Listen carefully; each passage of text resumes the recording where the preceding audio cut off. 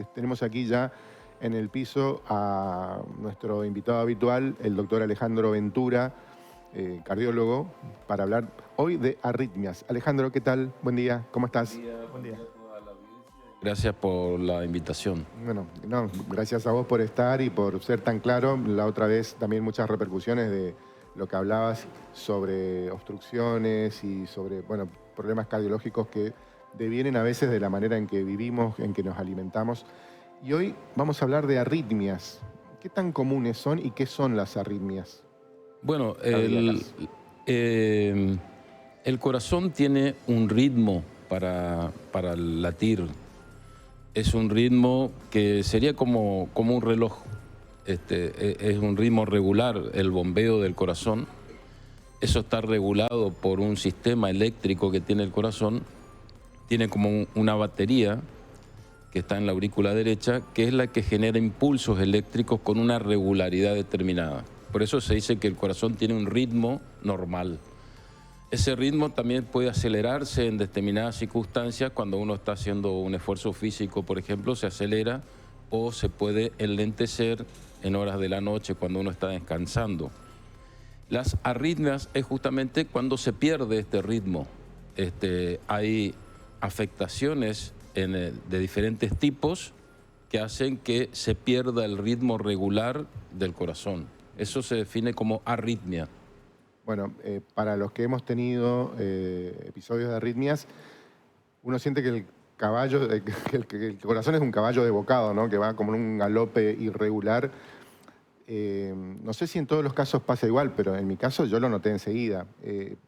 ¿Puede ser una arritmia más sutil? Hay diferentes maneras de sentirlas.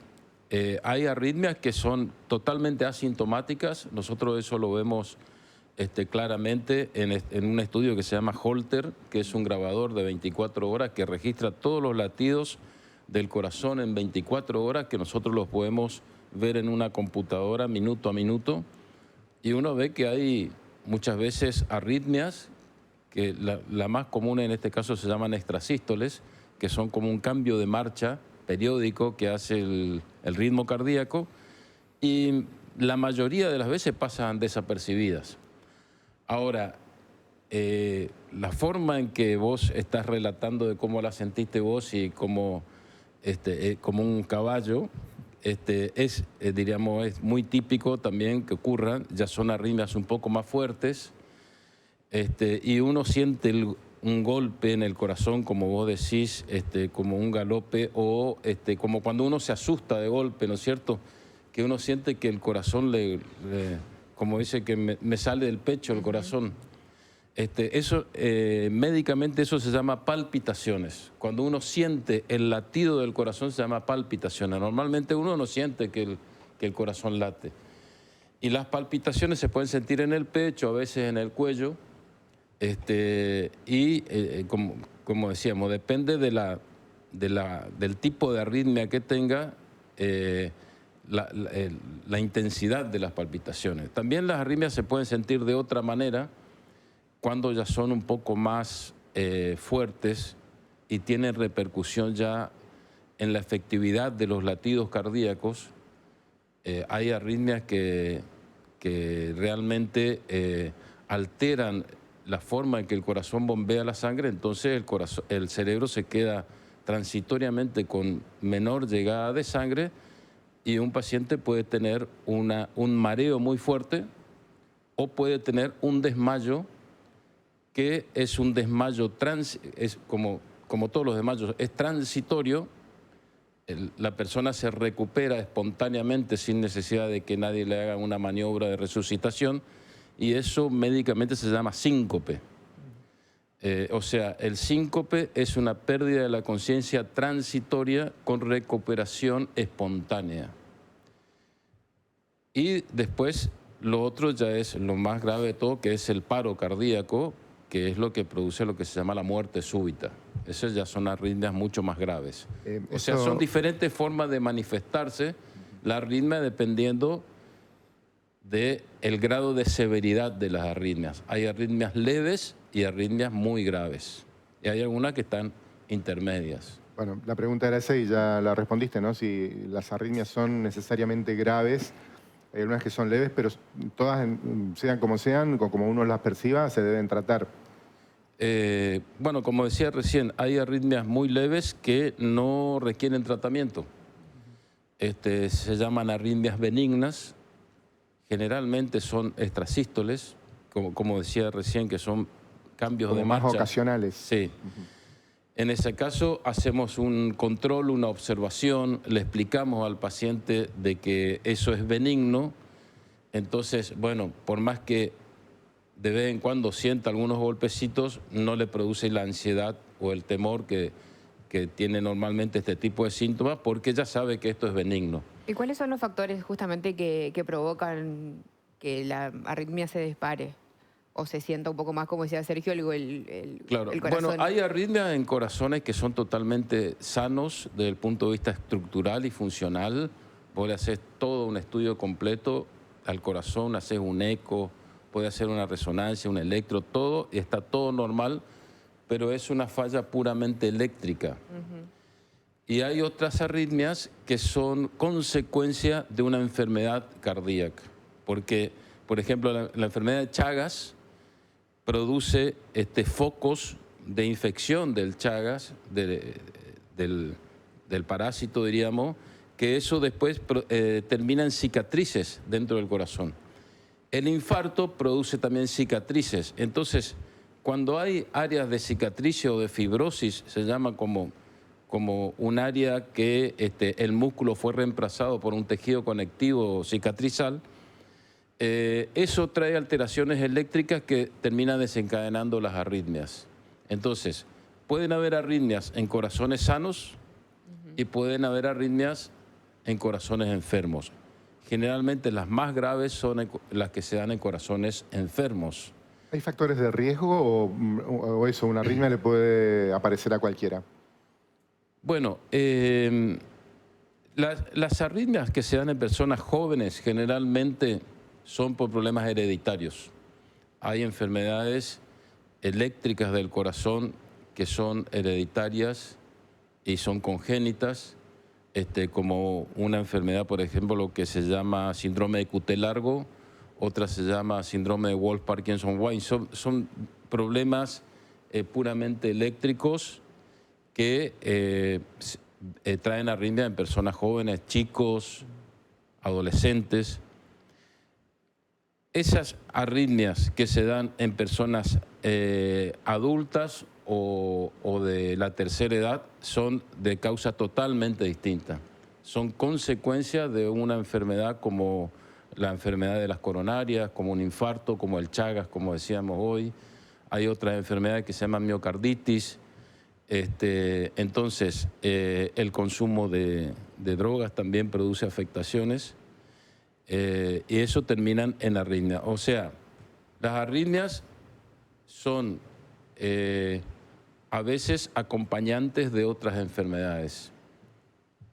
¿Pueden provocar coágulos las arritmias? Bueno, hay una arritmia especialmente peligrosa en ese sentido, que se llama fibrilación auricular.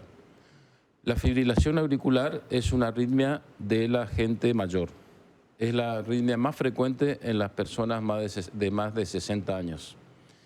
Lo que pasa con la fibrilación auricular es que las aurículas, en lugar de mantener un ritmo donde en cada contracción exprimen la sangre y después se vuelvan a llenar, exprimen nuevamente la sangre, en la fibrilación auricular hacen como un movimiento que no alcanza a ser un bombeo. Entonces la sangre se estanca dentro de las cámaras auriculares y ahí se forman coágulos. Entonces, el peligro de esta arritmia es que esos coágulos pueden salir a la circulación a través de la aorta e impactar generalmente en el cerebro. Entonces, la causa más común de accidente cerebrovascular isquémico sería por una obstrucción arterial, es la fibrilación auricular. Entonces, muchas veces una persona que de golpe hace un ACV, un accidente cerebrovascular, ¿qué pasó? Que tuvo una arritmia que le produjo esa embolia. Por eso una vez que nosotros detectamos la fibrilación auricular, lo primero que hacemos es darle medicación anticoagulante para prevenir las embolias. ¿Cómo se tratan en general las arritmias? Bueno, dependiendo de la severidad de la arritmia, podemos no tratarlas y hacer un control y seguimiento. La segunda línea de tratamiento serían medicamentos. Hay medicamentos específicos que se llaman antiarrítmicos, que los utilizamos ya cuando las arritmias son un poco más peligrosas, porque los medicamentos antiarrítmicos pueden tener efectos colaterales, como todos los medicamentos. Entonces los damos si realmente está justificado. Y la tercera línea es un procedimiento invasivo que se hace con catéteres que se llama ablación por radiofrecuencia. Se hace como cuando se hace un cateterismo para ver las coronarias, para poner un stent, nada más que acá se utilizan electrocatéteres. Esos catéteres tienen la posibilidad de hacer un mapeo en el corazón, un mapeo de la electricidad del corazón y determinar el punto exacto donde se genera la arritmia, y tenemos la posibilidad de que en la punta del catéter podemos calentarla, la punta a 60, 70 grados y producir pequeñas quemaduras con las cuales podemos anular el foco de la arritmia. Y el último escalón, diríamos, de tratamiento de las arritmias pueden ser ya el implante de marcapasos o cardiodefibriladores, que también se usa, pero para determinado tipo de arritmias. ¿Cómo es la vida de una persona que tiene que llevar un marcapasos? ¿Se altera en algo? Bueno, el marcapaso es, hoy en día, tiene toda una historia. Más o menos en el año 1958 se implantó el primer marcapasos, que era un aparato bien grande que se implantaba en el abdomen.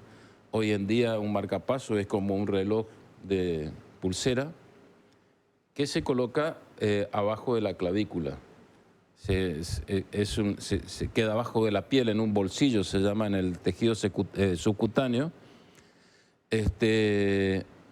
Prácticamente casi ni se nota la persona que tiene el marcapasos. Las mujeres pueden usar, cualquiera puede usar una malla, ni se nota que lo tiene. Y desde la prótesis del marcapasos, del generador de electricidad, salen unos cables que van al corazón. La vida con una persona con un marcapasos puede ser totalmente normal, no tiene prácticamente ninguna contraindicación, pueden hacer deporte, pueden trabajar, no impide la movilidad de los brazos por el lugar donde está.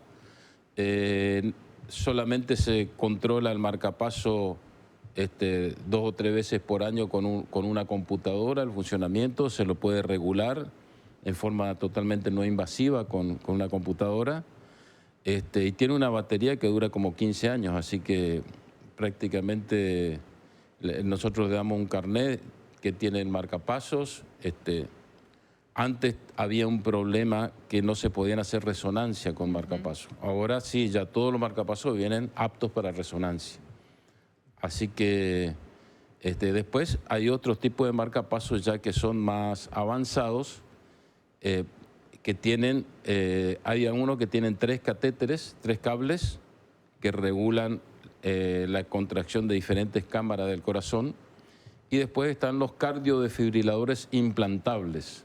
Bueno, cuando Kun Agüero deja el fútbol por una prescripción que tiene que ver con una condición cardiológica, él también comenta que le implantan, ¿no?, un cardiodefibrilador. Claro, que está dentro de su cuerpo. ¿Eso cómo es? ¿Y cómo él tuvo un cuadro de una arritmia grave, una arritmia maligna, que es prácticamente como un paro cardíaco, porque la palabra resucitado parece que solamente es algo religioso, pero en medicina existe un ítem que se llama, que son personas resucitadas de una muerte súbita. Y no son pocas, son muchas. Si ocurre un paro cardíaco presencial, o sea que hay testigos que actúan rápidamente, se puede resucitar la persona con masajes cardíacos y un cardiodefibrilador, se da un choque, esa persona se despierta y queda, muchas veces si se actúa rápidamente en los primeros minutos, queda totalmente sin ninguna secuela. Por eso es que se insiste mucho en que hayan cardiodefibriladores automáticos en lugares, en las escuelas, en las estaciones de trenes, los aviones. Ese tema se instaló mucho por casos aquí también de jugadores, por ejemplo, que en pleno partido perdieron la vida, ¿no? Sí, creo que hay un árbitro también ahora. Hay ahora un árbitro, sí. Sí, lamentablemente ocurre en gente joven, activa, y como decía, creo que hay que insistir mucho en las campañas para resucitación, para hacer maniobras de rehabilitación, de RCP se llama, y la presencia de los cardiodefibriladores automáticos. Ahora, yo estuve la semana pasada en el Congreso Latinoamericano de Arritmia que se hizo en Buenos Aires. Justamente habían unas conferencias y me traje un librito que es muy instructivo, que están dando en las escuelas primarias, es un librito con dibujitos para los chicos, donde se les enseña a hacer reanimación ya desde chicos. Porque realmente si se puede hacer, si la gente en las áreas concurridas, en una escuela o en un área deportiva, hay alguien que sepa hacer reanimación, puede salvar una vida. Esa persona que fue resucitada de un paro cardíaco, se le implanta lo que se llama un cardiodefibrilador. Es como un marcapaso, nada más que más grande, se pone en el mismo lugar y este aparato tiene la capacidad de detectar el ritmo cardíaco y darse cuenta cuando hay una arritmia maligna. Y va guardando toda la información. Nosotros podemos obtener esa información, pero más allá de que guarda la información, en el momento que tiene la arritmia, el aparato detecta la arritmia, carga unos capacitores que tiene y le da un choque en el corazón y automáticamente la persona se despierta. Es impresionante porque yo tuve oportunidad de ver, me acuerdo una vez que yo estaba caminando por una vereda acá frente al Sanatorio Frangioli y de golpe me viene una vecina, una Lo que señora. tenemos en pantalla, ¿no? Ah, ese es un marcapasos. Ah, no. No, ese es un cardiodefibrilador. Ajá. Porque eso, DCI es un cardiodefibrilador implantable. Interrumpí tu relato. Sí, no, está bien porque está muy buena la imagen. ¿Ese es el tamaño, está la escala? ¿O sí, está... exactamente, esa es la escala, sí, sí. Contabas de una un poquito vecina. más grande que un marcapaso. Sí, sí. Yo estaba entrando a mi consultorio, en esa época trabajaba en el Sanatorio Frangioli. Viene una vecina que era la esposa de un paciente mío y viene desesperada. Mi marido se descompuso. Crucé la calle y estaba en paro cardíaco, le hicimos reanimación, se resucitó, trajeron el cardiodefibrilador sin ninguna secuela. A ese paciente se le puso un cardiodefibrilador y una vez yo tuve la oportunidad de ver cómo funcionó, porque adelante mío, en una consulta médica, empezó a descomponerse, me dice, me descompongo, me mareo, y cuando empezó a perder la conciencia, ¡pum! Un golpe, ¡tac! Abrió los ojos y siguió como que nada. Eso es algo realmente increíble. Una maravilla contar con eso, ¿no? Sí. ¿Cuántas vidas debe estar salvando? Increíble, sí, sí. Alejandro, la gente del control, Giovanni, Dani, nos preguntan si el consumo de sildenafil, que se conoce más por Viagra, por la marca comercial, puede provocar arritmias. No. El único problema que hubo cuando se empezó a usar, que a los cardiólogos nos insistían mucho con ese tema, es que en ese momento se usaban dosis mayores, se usaban 100 miligramos, ahora la dosis es de 25 o 50. Bueno, ellos creo que están usando 200. Hablando del sildenafil, el tadalafilo es otra droga parecida.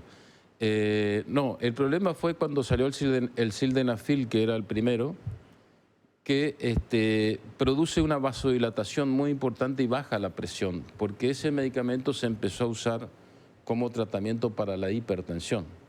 Se empezó a darle a los pacientes para probar y se dieron cuenta que tenían una felicidad, todos venían muy contentos a la consulta y no era por la presión. Y entonces resulta que como produce una vasodilatación importante, algunos pacientes que estaban tomando el medicamento tenían un cuadro coronario agudo. En un determinado momento iban al hospital y ahí el tratamiento que se utiliza es nitroglicerina en goteo o sublingual.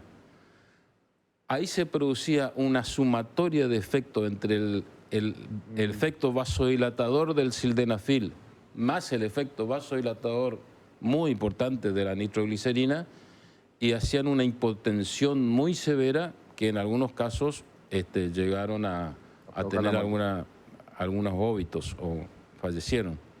Entonces ya se sabe que cuando viene un paciente a una emergencia con un cuadro coronario, antes de gotearle nitroglicerina, se pregunta si consumió sildenafil. Pero no, arritmia no producen. Alejandro, una persona que nos está viendo pregunta si la taquicardia es una arritmia. Sí, taquicardia por definición quiere decir aumento de la frecuencia cardíaca. O sea, tenemos el ritmo cardíaco normal, en reposo sería entre 60 y 80 latidos por minuto. Si uno está corriendo, puede aumentar. Pero en reposo, si una persona tiene más de 100 latidos por minuto estando acostada, en reposo se dice que tiene taquicardia porque tiene un aumento de la frecuencia cardíaca. Si tiene menos de 60, se dice que tiene bradicardia. Entonces, taquicardia es un aumento de la frecuencia. Ahora, hay arritmias que dentro de su nombre tiene el nombre taquicardia, porque, por ejemplo, hay una arritmia que se llama taquicardia supraventricular o taquicardia por reentrada nodal. Entonces, muchas veces también se utiliza el término taquicardia como una arritmia. Bien. Bueno, clarísimo, Alejandro, te agradecemos mucho y yo lo último que te preguntaría es, más allá de a cualquiera le puede tocar padecer una arritmia, si hay conductas, hábitos que puedan ayudar, por lo menos en parte, a prevenirlas. Bueno, depende del tipo de arritmia y del contexto, de la edad del paciente. Si son arritmias relacionadas en mayores, como decía, mayores de 50 años, donde la enfermedad coronaria es la causa más común, en ese caso, bueno, todos los factores de riesgo para la enfermedad coronaria, que ya lo hablamos la otra vez, que es el tabaquismo, colesterol, sedentarismo, diabetes. Después, siempre que uno tenga primero el chequeo rutinario, ¿no es cierto?, que lo aconsejamos después de los 40 años, puede detectarse ahí arritmias en asintomático, pero como prevención no hay nada en especial para la arritmia. Solamente que si una persona siente palpitaciones, tiene que ir al control médico porque tenemos manera de detectarla y de tratarlas. Bien. Alejandro, muchísimas gracias. Gracias a ustedes. Gracias. Alejandro Ventura, médico cardiólogo aquí en Buen Día Norte.